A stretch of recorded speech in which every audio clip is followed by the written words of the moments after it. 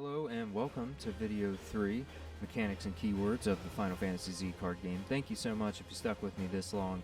Hopefully you stick out all 4 videos and you play some epic games of Final Fantasy Z.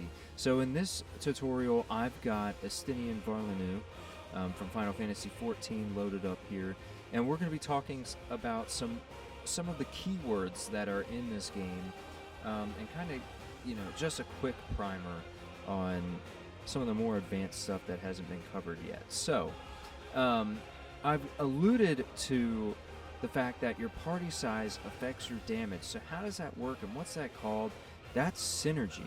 So synergy is an effect in this game. And real quick, I want to point out, if you have any questions about any of these mechanics, what the exact text is, it does exist. There is a page on the Discord called Rules, and if you're looking for a specific keyword, just skim through there. You will find the keyword and its exact text, to not leave any gray area as to what it does.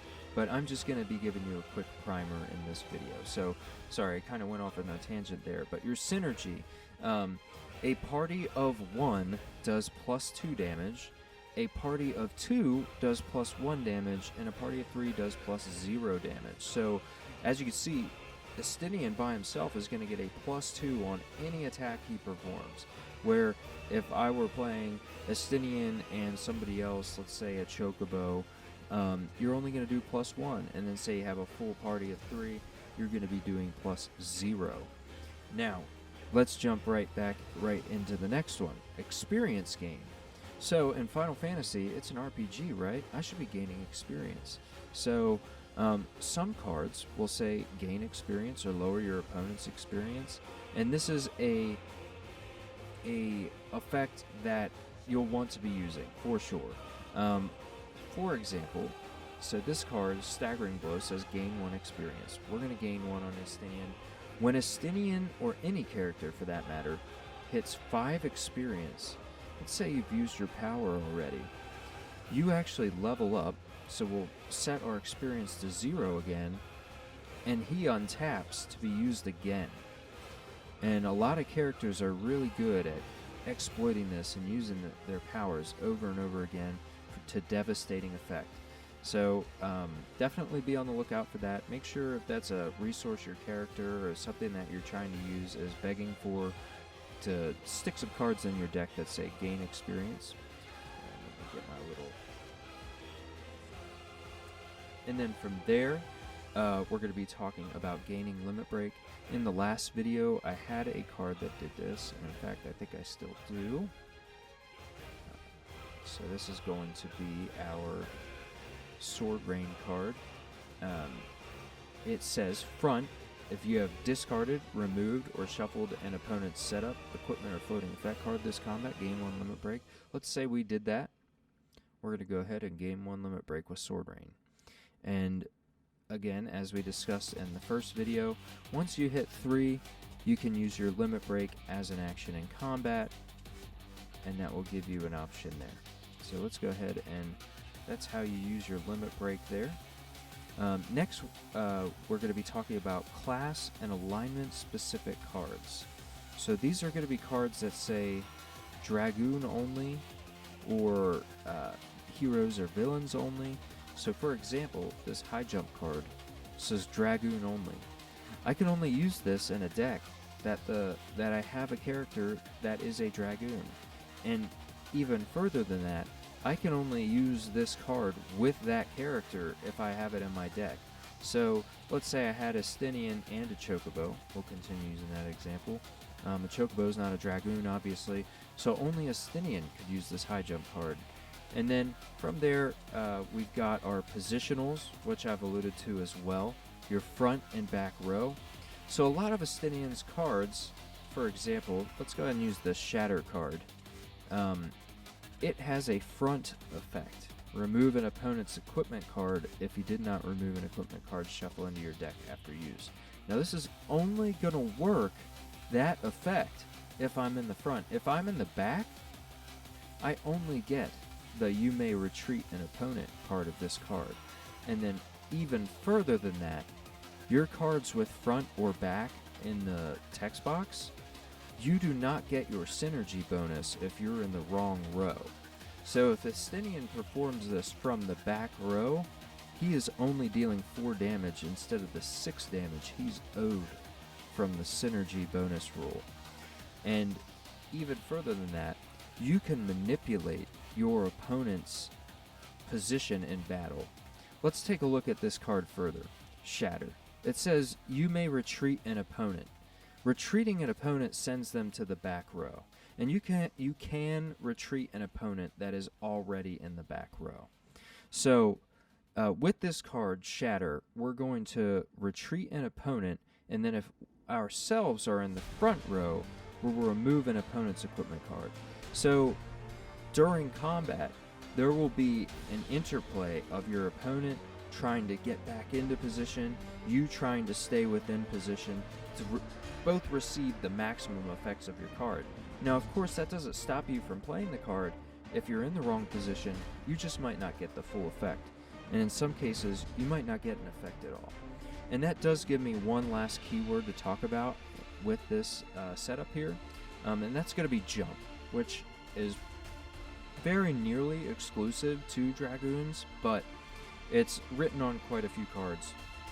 And all that does is let you advance or retreat yourself, the character performing the card, or the target of the card.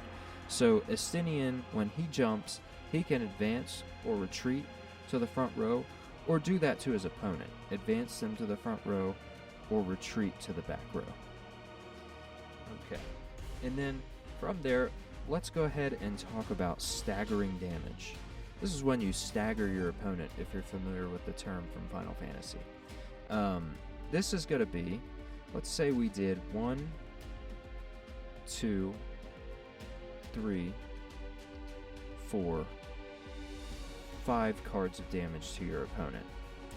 If you're sitting across from this and you just took this damage, your opponent is allowed to stagger you. And when you deal staggering damage, you have a couple different options. The first is to obviously stagger your opponent. This taps their character, their power can no longer be used until they level up. The next option would be, let's say Estinian here has 3 experience, and he just took this damage, and then you may also lower the experience 1. Let's put that back. And then let's say you deal staggering damage. Your third and final option is to retreat an opponent. Push them back. So you can also reposition your opponent. Now, if you choose to use a staggering damage effect after dealing the appropriate amount of cards, 5 or more, your opponent will gain 1 limit break. So there is a cost to this type of effect, as it is very powerful to use, but your opponent will have a chance at a comeback at some point if you continue to use them too often. And that is staggering and being staggered in a nutshell. Now, let's say we were attacked for 5 damage, as we said, and we've got these cards with these little bubbles on them with numbers, right? These 3, this card over here has 1, and my opponent attacks me for 5. And let's just go ahead and do some more taking of damage here. I'm going to move some cards out of the way. We're going to take 5 damage. 1. Perfect. Okay, so I'm supposed to take 5 damage, right? This card has 3 endurance, is what this effect is called. And what that is you go 1 for the card coming out in damage, and then you add 3. 2, 3, 4. So this card is essentially 4 cards would take a damage, 5, and now you've taken enough damage to satisfy the card. So even if your opponent is hitting you for 5, 7, 9 damage, you still have a defensive option even while you're taking damage and endurance to kind of protect you from that loss. And from there, let's go ahead and talk about parenthetical effects. For example, we'll add Dodge Roll to our hand.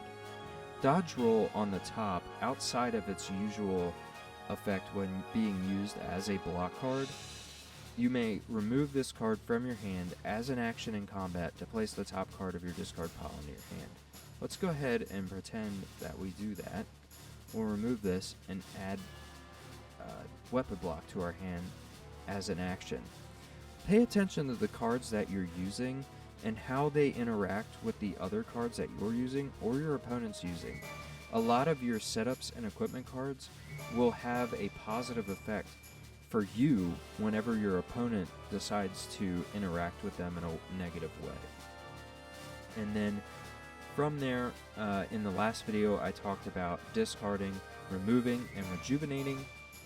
Rejuvenating is to take the top card of your discard pile and rejuvenate it, unless it says to choose a card, then you get to choose.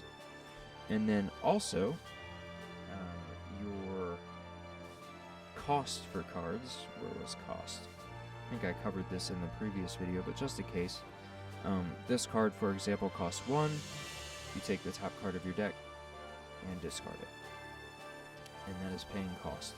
And just one more time, that discarding from the top of your deck for cost is a capital D. So any card that triggers when discarded from your deck will work with cost. Anyway, that does sum up the third video for the Final Fantasy Z card game. In the next video, we'll be talking about deck building and the different symbols on the cards. I'm talking about the swords, elements. On this one, we've got the fire element. Anyway, I will see you in episode 4. Thank you so much for joining me.